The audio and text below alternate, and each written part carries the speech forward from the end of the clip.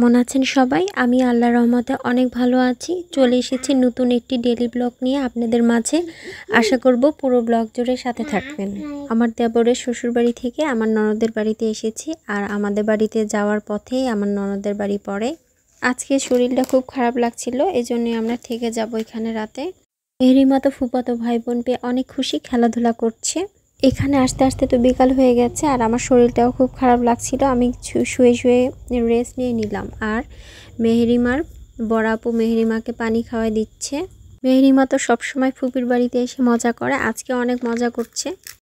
বিকালে মেহরিমার ফুপি মেহরিমার জন্য সেমাই রান্না করে দিয়েছে, আর মেহরিমা অনেক মজা করে খেয়েছে, সাথে আমরাও সবাই মিলে খেয়েছি। আর রাতে খাওয়ার জন্য গরুর মাংস, করলা ভাজি, পটল ভাজা রান্না করছে, সাথে আরও অনেক ধরনের আইটেম আছে।